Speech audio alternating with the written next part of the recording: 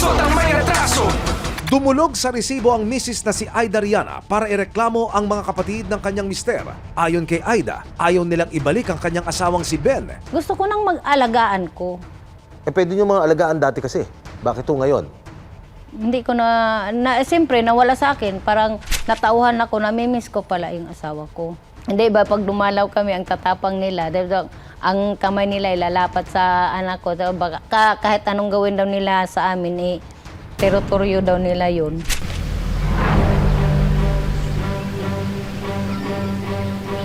Agad naming idinulog sa Sinuloan Police ang problema ni Aida. Ma'am, ano pong gusto natin mangyari ngayon? Gusto kong bumalik na yung asawa ko sa Gusto niyo pong bahay. bumalik yung asawa niyo? Ipinakita ni Aida sa Sinuloan Police ang resibo ng kanyang pagiging legal wife. Puntahan po natin yung address nila ngayon para malaman natin yung side ni Mister. Mabilis na kumilos ang Sinuloan Municipal Police.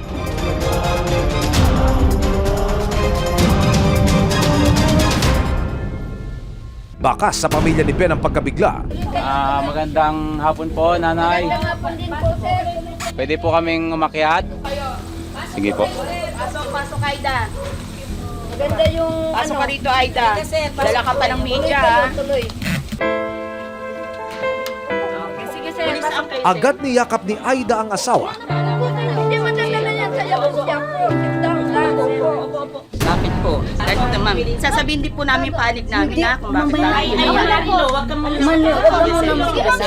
Ang paliwanag ng mga kapatid ni Ben, hindi raw naging mabuting asawa si Aida. Ang sabi ng kapitbahay, hindi daw po ito kumakain. Kapilang kung anong oras darating itong asawa, saka pa ito makakain. Ngayon, nung sinita namin, sabi ko, bakit hindi mo pinapakain, Aida? Pinapakain daw niya. Ang problema niya, lagi siyang wala kasi nagpapainding nga siya. Yun po ang trabaho niya, nagpapainding. Hindi, pinakain ko yan. Manaalam mo na yung maninira yun. Ayon pa sa kapatid na si Evangeline, nakarating din sa kanilang kaalaman na minsan lang sinakta ni Aida si Ben. Ito daw, sinampal mo. Paano nahuli ko ng babae? Oh. Ng babae? lang yan? Anong sabi Wala nang binigay sa akin. Teka muna. Si Anong Glinda sabi ni mismo Glinda sa nagsabi akin?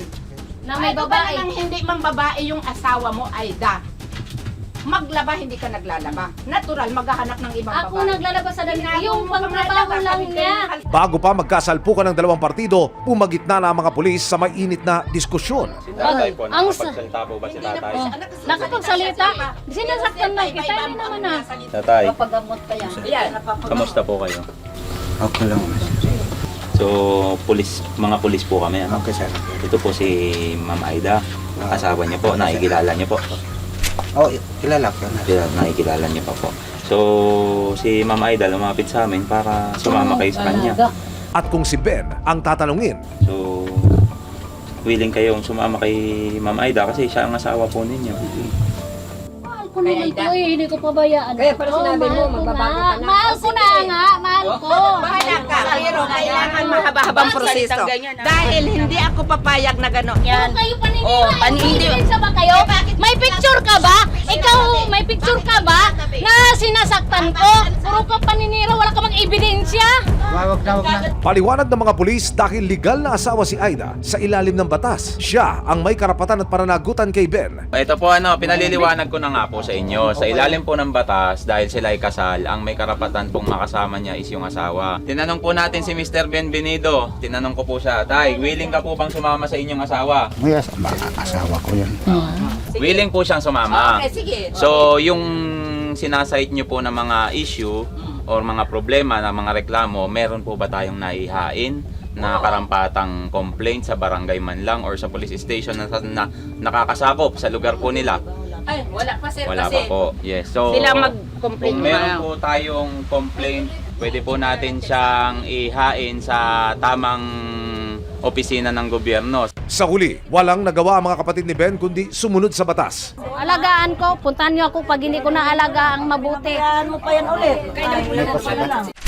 Sa barangay hall, muling tinanong si Ben kung gusto niyang sumama kay Aida. Sir, isa po ba kayong sumasama po sa inyong asawa ko? Di papipirmahin ko po kayo dito. Kayo pong mag-asawa. Ano po? Sa kabila ng lahat, nag-aalala pa rin ang pamilya ni Ben sa kanyang magiging buhay kasama si Aida. Aida, ang pagkain niyan, may gatas yan. Bilhan mo yan ng gatas doon. Pakainin mo yan ng maayos sa tamang oras na pagkain. Sa baka mamaya malaman ko na hindi mo yan pinapakain ng maayos. Mayroon sa kanya, basta na lang siya sumama. Di ko masabi, ma'am, nag-aalala lang ako sa kanya. Pero alam kong asawa siya. Kapatid ako. Nilinaw din ng mga kapatid ni Ben na hindi pera ang habol nila. Lagi niya akong sinasabihan na, lakarin mo is-eskatol, lakarin mo. Sabi ko, bakit yung asawa mo? Sabi naman niya, hindi kaya yan, walang alam yan. Ewan ko bakit may pumasok na ganyan mga istorya na nag-i-interest kami. With regards sa pension po ni Mr., talagang ang una pong makikinabang po dapat noon is si wife. Ang payo ng mga pulis sa mga kapatid ni Ben, kung may resibo sila laban kay Aida, pwede rin silang magreklamo. Meron po silang karapatang maghain ng reklamo kung may papatunayan po nila at mayroon silang mga hawak na ebidensya na itong si Mrs. naman ay pinababayaan yung kanyang asawa.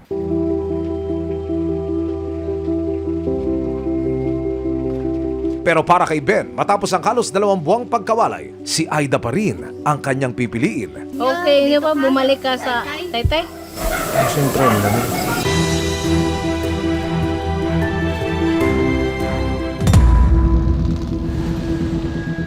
Sa muling pagharap ko kay Aida, magkasama na sila ni Ben. Alalayan kita ha. Pupunta tayo ron. Unahin kita, Aling Aida. Ano po ang inyong pakiramdam? Nakapiling nyo na ngayon si Mang Ben. Masaya. Masaya, kapiling ko na siya. Mang Ben, pwede ho ba kayo matanong? Anong pakiramdam ninyo at kayo'y nagsasama na muli ng inyong kabiyak? Okay lang. Gusto nyo ho ba talagang makasama si Aling Aida o gusto nyo manatili doon sa sinuloan? Dito na ako sa kanya. Bakit po? Kasi kapiling ko siya. O anong mensahe niyo kay Mrs.? Sige ho, sabihin nyo at para madokumento namin yung mga pag-uusap natin yon. Sige, narinig si Aling Aida. Salamat sa iyo. Thank you very much. In sickness and in health, till death do us part. Pangako nila ito sa isa't isa. At dahil kinikilala rin ng batas ang karapatan nila bilang mag-asawa para sa magkabiyak, tuloy ang pagsasama. May aksyon, may ebidensya, resibo, walang lusot ang may atraso.